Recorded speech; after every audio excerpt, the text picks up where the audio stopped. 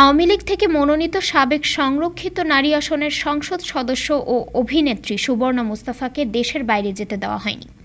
৩০ November থাইল্যান্ডে যাওয়ার উদ্দেশ্যে বিমানবন্দরে আসলে তাকে আটকে দেয় ইমিগ্রেশন পুলিশ। পরে তাকে সেখান থেকে ফেরত পাঠানো হয়। ইমিগ্রেশন পুলিশ সূত্র জানায়, একটি গোয়েন্দা সংস্থার কিছু অবজারভেশন ও আপত্তি থাকায় তাকে দেশের বাইরে যেতে দেওয়া হয়নি। প্রসঙ্গত, অভিনেত্রী সুবর্ণা মুস্তাফা আওয়ামী লীগের রাজনীতির সঙ্গে যুক্ত আছেন দীর্ঘদিন ধরেই। একাদশ সংসদ নির্বাচনে আওয়ামী লীগ জয়ী হয়ে সরকার গঠন করার পর সংরক্ষিত নারী আসনের জন্য মনোনয়ন ফর্ম বিক্রি শুরু করলে এমপি হওয়ার জন্য আগ্রহ প্রকাশ করেন এই অভিনেত্রী। পরবর্তীতে তিনি সংরক্ষিত নারী আসনে আওয়ামী লীগের মনোনীত এমপি হন।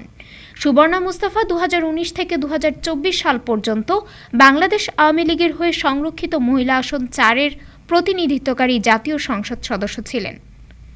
ডেস্ক রিপোর্ট, আজ বার্তা, ঢাকা।